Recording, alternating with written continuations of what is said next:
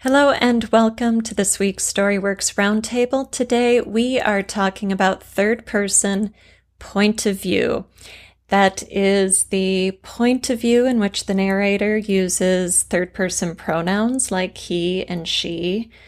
And you've got one or more point of view characters, but the narrator stays separate from that character. So then we can get into close or distant perspectives. There are so many aspects to this before we get too deep into defining it. Maybe a starting point is that this is the most popular point of view in modern literature. So why do you think it's such a popular perspective to write in and read in as a result? You stole my question. Oh, that's great. Beat you to it. And maybe because it's the least jarring, is it? Or maybe it's just a fact of history, because the first person point of view was considered too racy or intimate or something, or I don't know, maybe it was more polite to write about people in the third person, and we've just adopted that. I really don't know. I have no background in formal English studies, so I'd have to pass over to you boffins. Okay. What do you think, Kathryn? I don't know. It feels like it's probably, at least for me, the most flexible, and maybe just because I'm the most comfortable with it. But in terms of what I'm capable of portraying, whether that be like the super distant, omniscient kind of narrator versus you can get really close, just like you're almost a first person narrator. You have so much variety that you can achieve with a third person that it just feels like it's got the flexibility that allows for a lot of stories to be told within it. At least I've read a ton of different varieties of it, so it feels like the most flexible to me. Right. I think you're right. I think it is probably the most flexible, and it's historically the next evolution after the authorial omniscient. So you move from that author as God on high, looking down on all of the action and being very removed from it, or not author, but the narrator, to the narrator getting very close into the characters.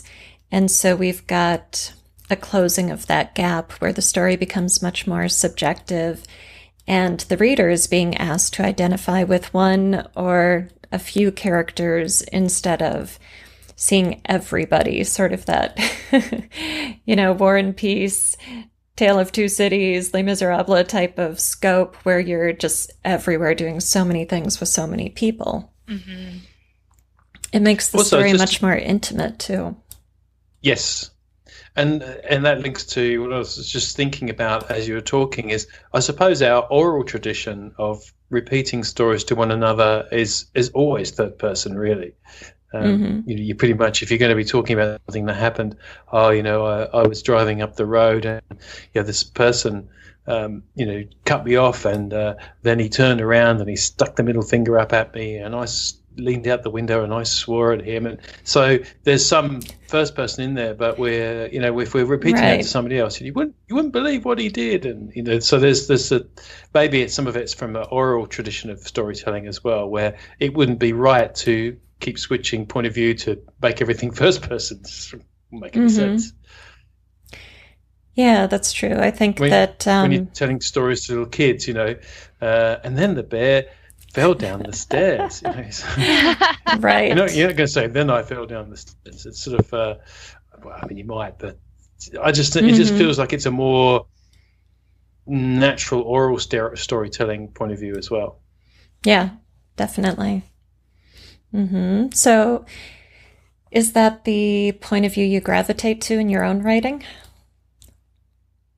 Kathryn's nodding, yes. Yes, definitely. I think it's because a lot of what I read, genre-wise, like a lot of the fantasy books are, they're multiple point of views. It's easier to handle multiple point of views from a third-person standpoint. And so I think, that's the genre convention is kind of that third-person limited, sometimes more omniscient, but mostly limited point of view. And so I get really comfortable with that. So that's what I tend to write in, even if I'm not using multiple point of view characters in a story.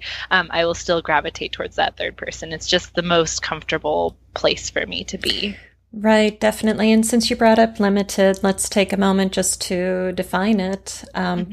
So limited refers to the knowledge and perspective available to the narrator. So your narrator is either going to be omniscient, all-seeing, all-knowing, not limited by space and time, or your narrator is going to be limited. And then within limited, you can kind of set up a spectrum of parameters for that. So you might say this narrator can only know what is available to one point of view character, and that's going to be a very close, tightly controlled, limited point of view.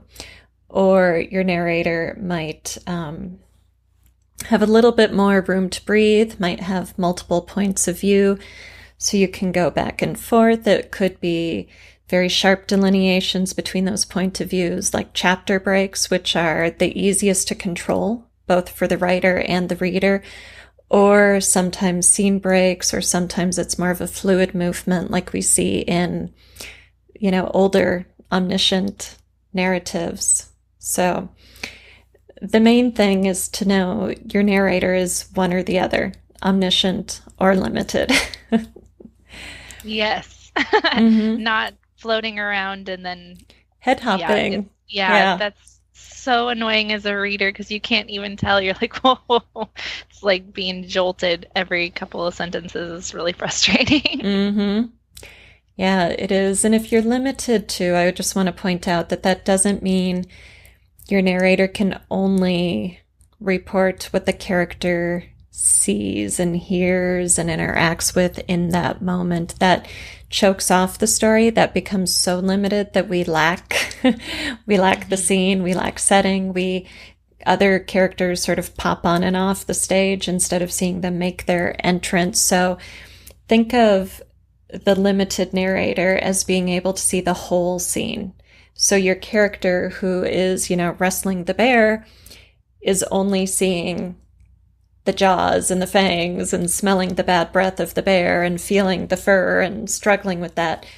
But the narrator has the whole picture, within your parameters and can see the, ranger with the rifle enter the scene.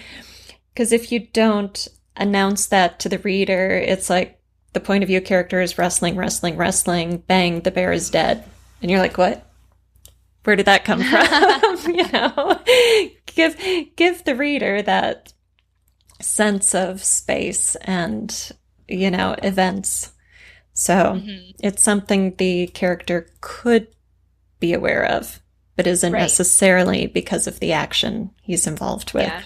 It's like that idea of putting the camera on top of your character's head. So the camera can see 360 around your character, but they only know the thoughts that are inside of that character's head. So you can't necessarily know the thoughts of the character standing next door to them, but you can see the character standing next door to them. Right.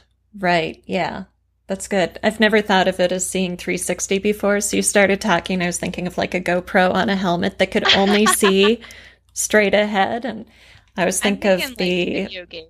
Yeah, I always think of like the movie set where the camera's back here on a dolly with a camera operator, focusing us on what we need to see in that moment. Right. Yeah, I suppose because the sort of the norm that you tend to experience with the third person tight or limited is that you'll be the camera for the scene, so you could potentially, as the narrator, draw on other things happening in that scene, as long as it's not too jolting. I mean, if you've been really tight with sort of almost in their head the whole time, and then all of a sudden, there's the description of the ranger entering the scene, then there has to have been a reason why that person has been able to pick up on that, because otherwise it wouldn't make sense. You've sort of almost backed out to omniscient as well. So it's still a delicate game to play. You can't just throw in things because, well, it's third person, so it's a little bit distant. Well, it gives me permission to do things like that.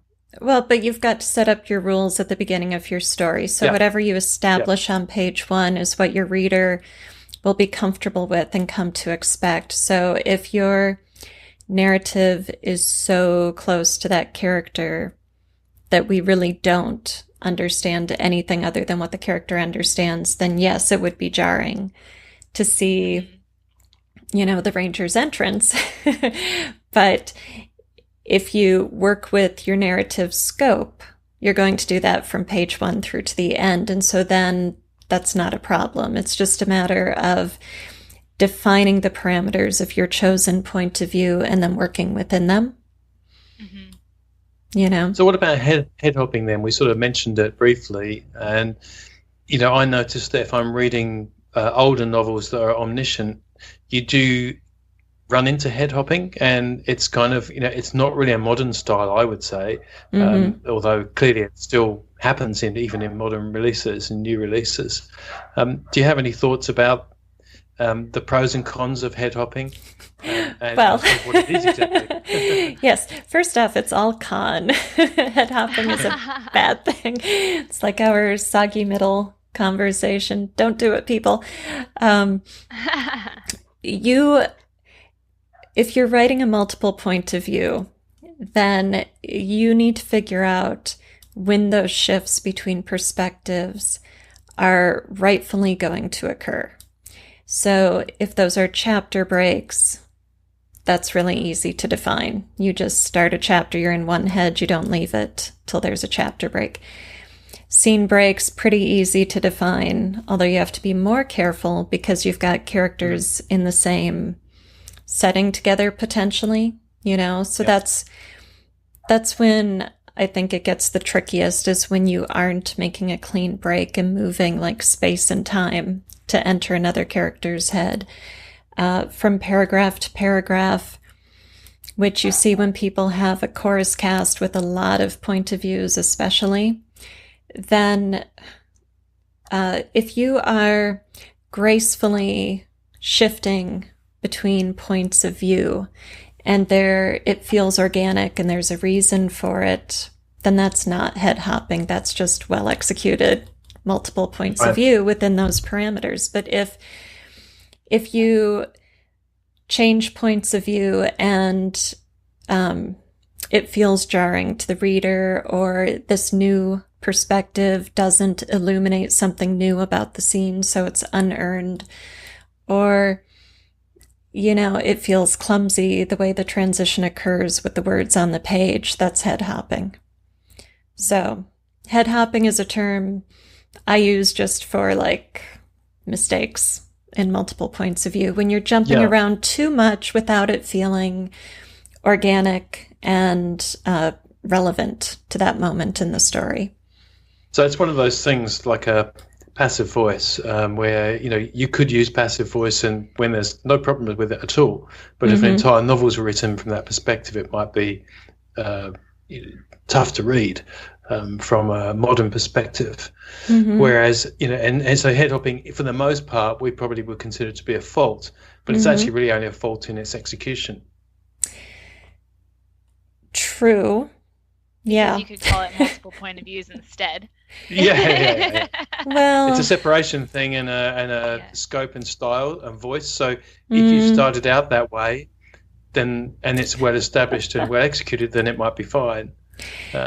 If it's well established and well executed, then it is fine. Absolutely, no disagreement there. But if so many people write unearned points of view where they are giving characters a perspective, and that character's perspective, A, isn't distinct enough from other characters' perspectives, B, isn't contributing something revelatory to the story, and C, is often revealing stuff that damages your tension and suspense.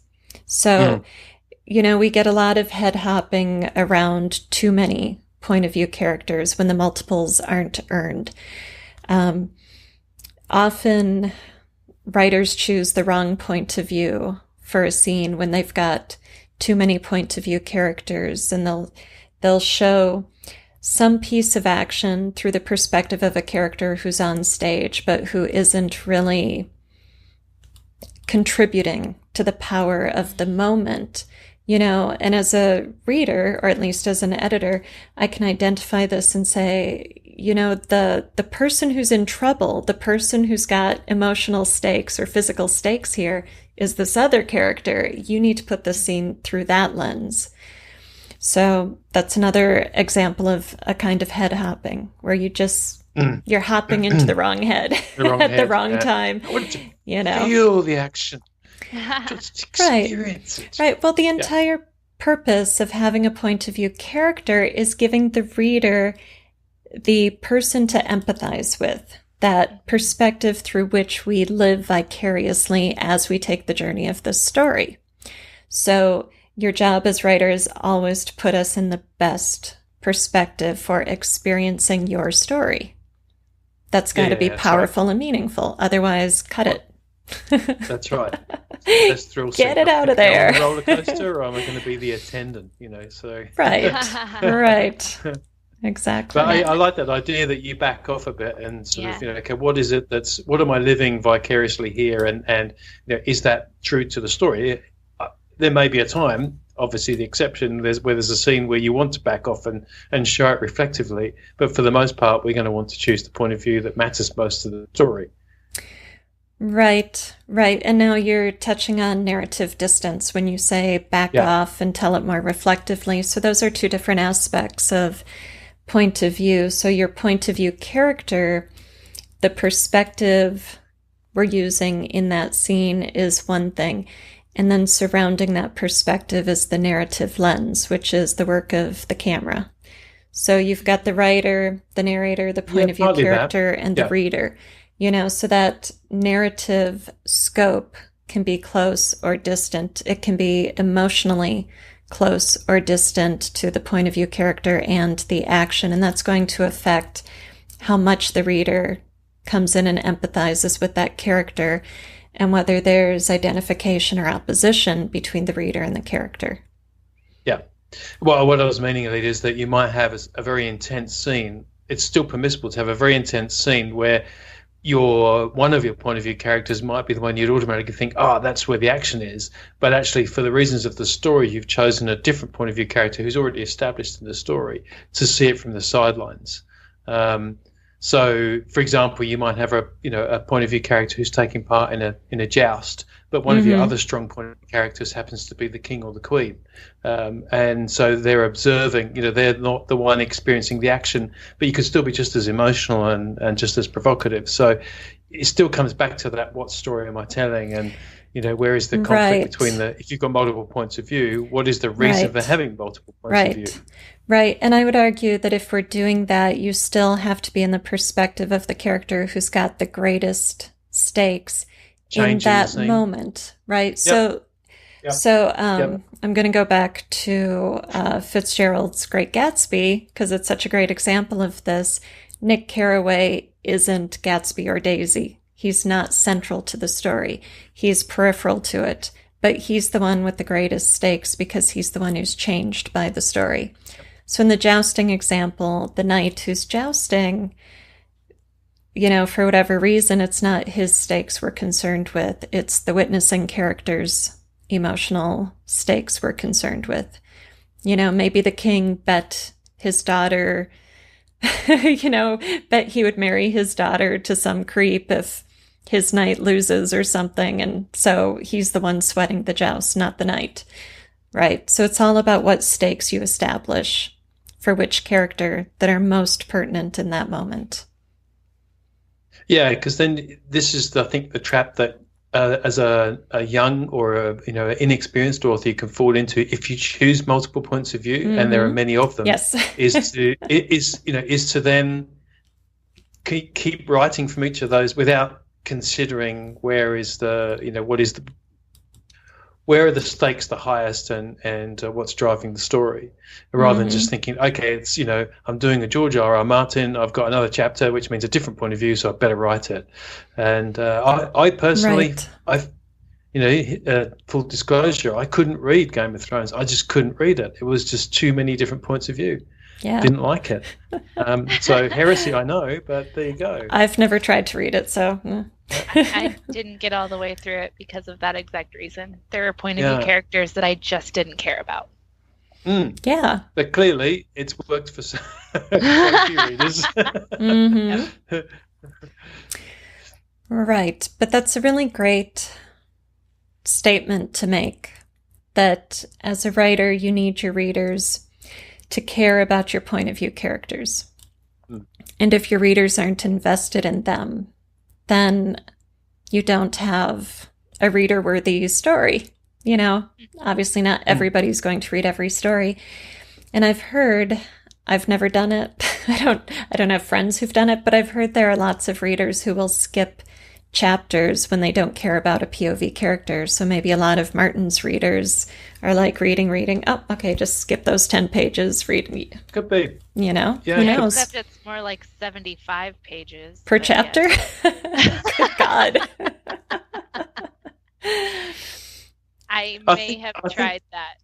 Yeah. Yeah. Get a little I think, lost though, that's where, you can see where the movie producers have come in and said, okay, well, we need to, really quickly grab a viewer's attention much more quickly and retain it, even with multiple points of view, and make them care so much about the characters that there's, internet rage going on when one of them gets killed and you don't expect it. So kudos to them for taking what is a very long and intricate series and turning it into something so powerful that people can't wait for the next episode. Right, but film is such a different medium than literature, and you've got so many different people working on a project. So if you're a writer and you set out to write 10 point of view characters in your novel, those are 10 characters who need to be so beautifully crafted and well developed that they are engaging, relevant. Readers love them or hate them, but they empathize and feel strongly about them. They need to have distinct voices from each other, completely different backstories. I mean, think of point of view as a crown you place on your characters' heads, right? Who is worthy of that crown, and how many of those crowns can you have in any one story? If it's a script, you can follow 20 characters into 20 different scenes, and you've got the actors and the costume designers and the lighting people and the set people and the sound effects people and the music, and that's all contributing to the audience's experience of that individual character. But you're just you with words. So good luck, have fun. you know? And I think that's a big difference between the third and the first step, because with first person, you kind of know, well, I'm going to have to speak in a different voice here to make this distinct if I'm writing multiple points of view and they're all first person. Don't recommend it particularly, but it's if someone's going to choose that path. Whereas it's easier to default to if I want multiple points of view because of my genre expectations or because of my story. It's easier to think that all that is about changing the name that, it's Deirdre said, or it's George said, or it's John said, or it's, Diane said. But actually, it's, as you say, it's casting. You have to think casting first. Yeah, it is. And here's a really good test for writers doing multiple third. Take a scene of dialogue or line up several scenes of action and take out all the names. Just have them like XYZ. And have some friends read it. Have your writing group read it. If you can't tell who's who without the names, they're all alike. Yep. They're too generic. So you need to cut some and build up the ones that are worth keeping, the earned POVs. That's a great test. I like it. Question. When you get really, really tight into a third person point of view, how do you portray their thoughts? So let's assume your narration is permitting the showing of the character's thoughts. I know there's a few different conventions, do you first mean person in italics physically? or Yeah, italics. That's the convention. Just use italics. I think some writers might be published today who break with those conventions. I think you mentioned one some time ago, Robert, but the norm is to use italics to denote thoughts. So, Okay. Yep. And then just the occasional he thought, she thought. But yes. Yeah. And your narrator can also reference something a character is thinking without quoting them. So when it's a direct quote, you put the thought in italics. When the narrator is just peeking into the head and saying, she thought this was going to be a boring lecture, you don't need the italics. But if it's, this is a boring lecture, comma, she thought, then you do need the italics. So, but okay, I wasn't referring to us.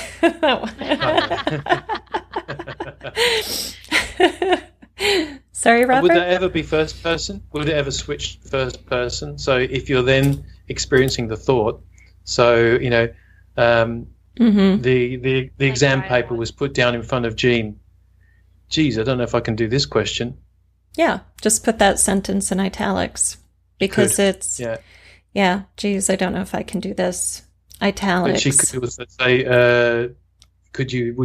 you could say, Deirdre thought the first question looked impossible. Well, if it's first person, then it would be, geez, I don't know if I can do this. I took a deep breath and picked up my pencil.